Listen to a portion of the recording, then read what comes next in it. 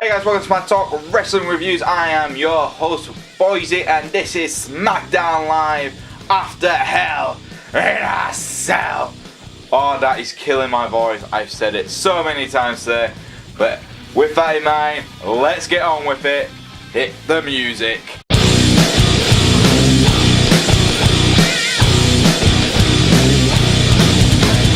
We started off the show with Miz TV, the must-see talk show on SmackDown Live, and the Miz got one of the most talented, beautiful women he could possibly get, none other than Maryse's own wife, and they both had big announcements in this Miz TV segment.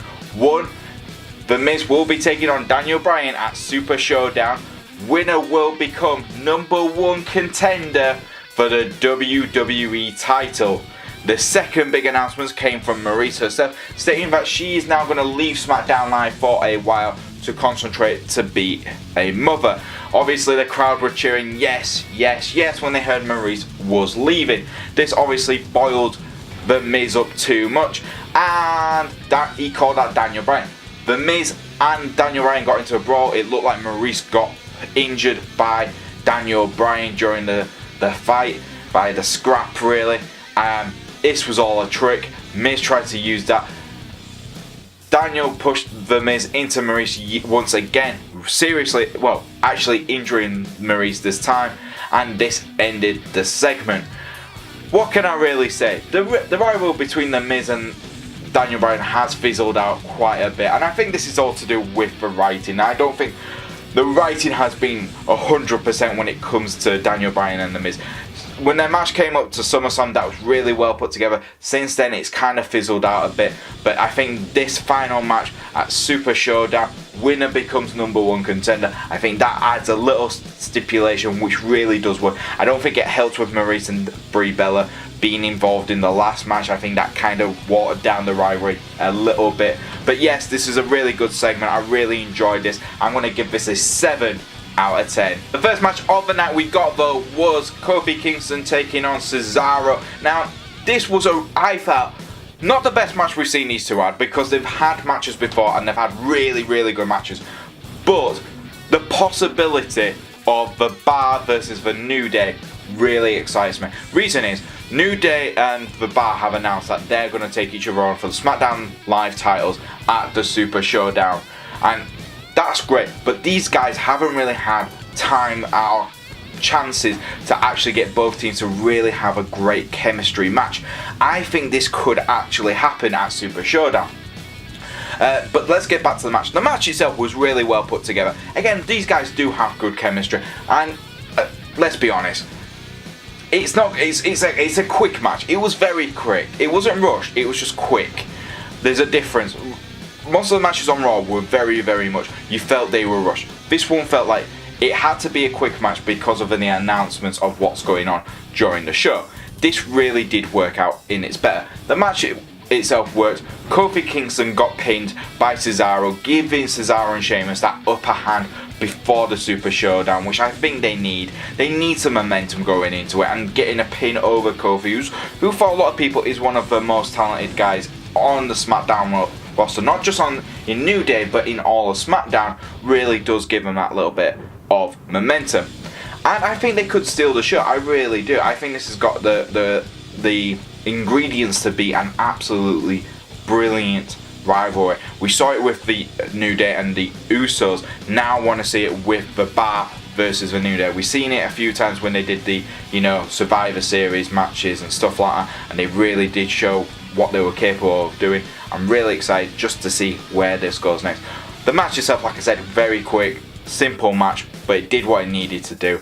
I'm going to give it a 7 out of 10. Next up, we got a United States Championship match. That's right, the United States Championship is still on SmackDown Live. I know we haven't seen it for some time, but Shinsuke Nakamura defended his title against Rusev.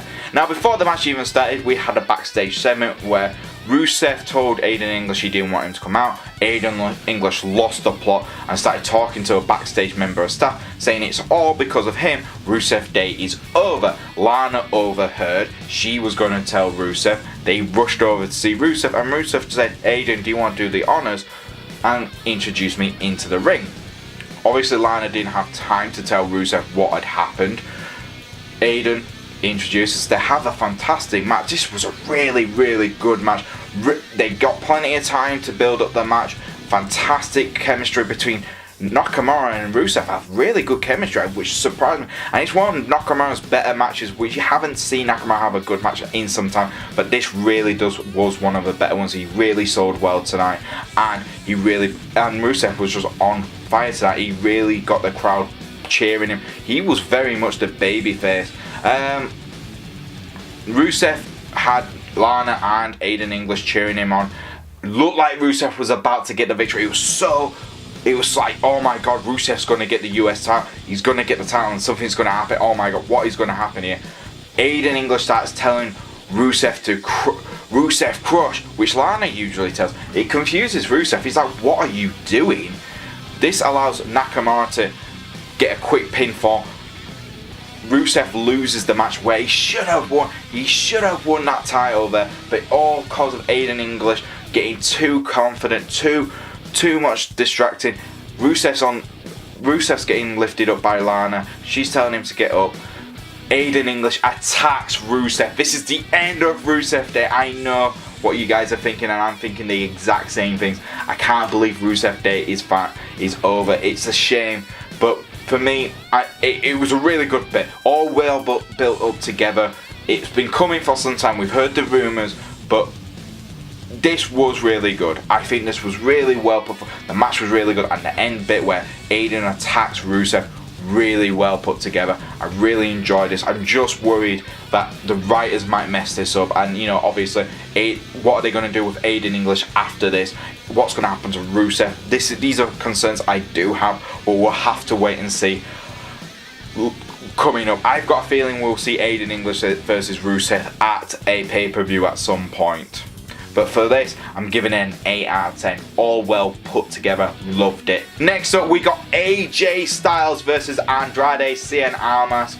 He was accompanied by his manager, Zelina, Vega, and yet again, these guys stole the show. Like a couple of weeks ago, well, a couple of months ago now, where we saw AJ and Andrade, and I said to everyone then, this was a brilliant match. Again, fantastic match, started off brilliant. Andrade did not allow AJ any time to really get into the match.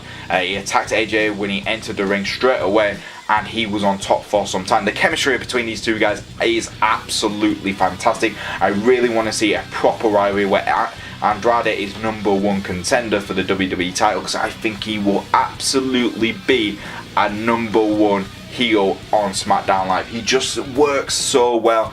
His chemistry with AJ is just brilliant. I keep saying this, but it's just so true. If you haven't seen the match yet, guys, just stop this video, watch it now, because it's worth just checking out. It is one of the best matches you'll see on SmackDown Live in some time. It's really good. It's really, really good.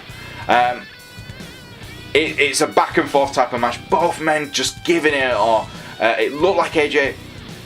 a few times Aiden nearly got the win. It looked like Andrade got the victory by count out at one point, but AJ managed to get back in.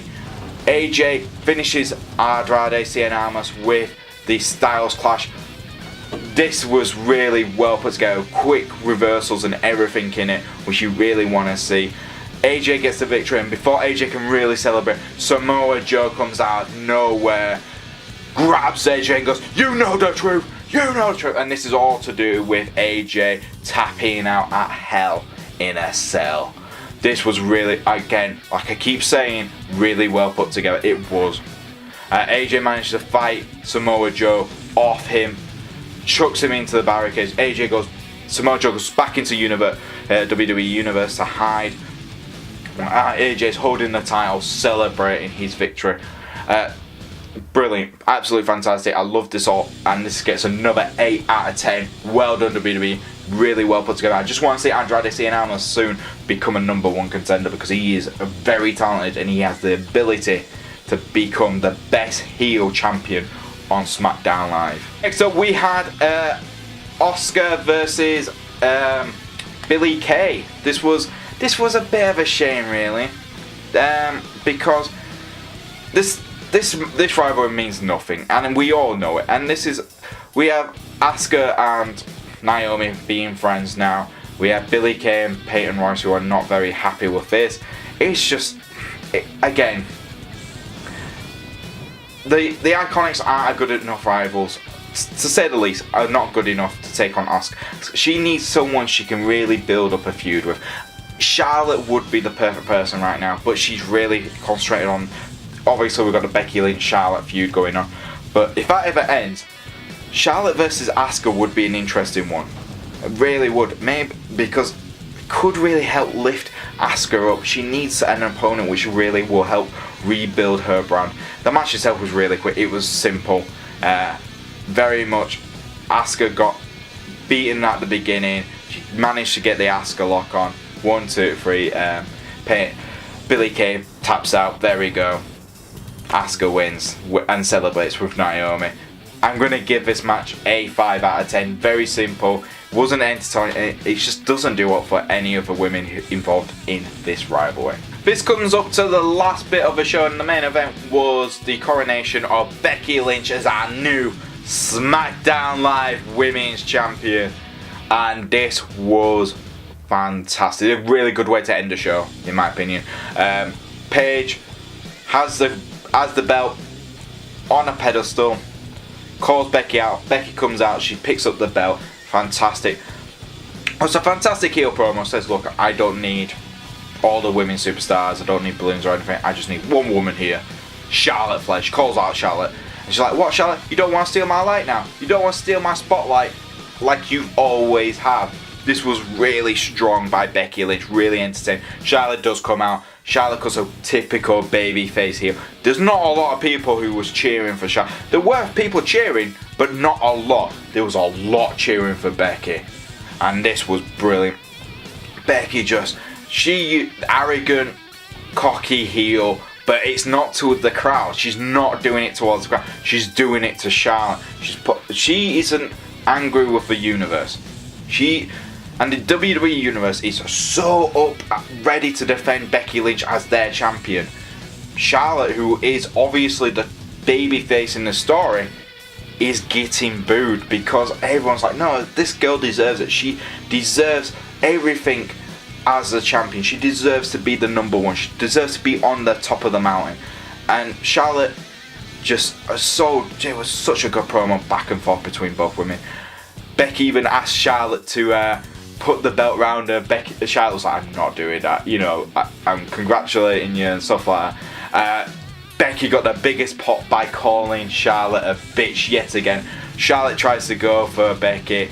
It turns into a brawl. Becky gets the upper hand, takes out Charlotte, uses the disarmer. Bex exploder on her as well, and walks up away with the SmackDown Women's Championship. This is the Becky Lynch we wanted to see. This is really good and a fantastic way to end the show.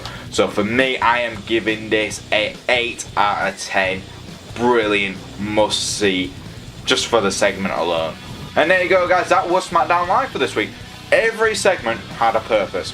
Every segment. Even though the Asuka and Billie Kay match wasn't anything special, it did lead up to their tag team match, which they're going to have at the Super Showdown. So everything does have a friggin' purpose. Everything didn't feel rushed. It felt like it was going at a good speed. The Rusev Day ending was absolutely, I didn't expect it. That's the best thing. You didn't expect it to happen. Andrade, Cien, Almas and AJ Styles had a fantastic match. Brilliant chemistry. Can't wait to see that. Daniel Bryan and The Miz actually have something to fight for now, and that's a #1 contenders match. Brilliant. Love it. It's just Becky Lynch being an absolutely brilliant heel who isn't a heel, which it's like she's not a full on, she's in the middle. She's not babyface, she's not heel, she's right in the center in my opinion. Some people go, no, she's a heel, others are saying no, she's the babyface, she's a cocky babyface. I think she's right in the middle, and I love it. So for me, I'm giving SmackDown Live an 8 out of 10. Brilliant episodes, yet again, strong show.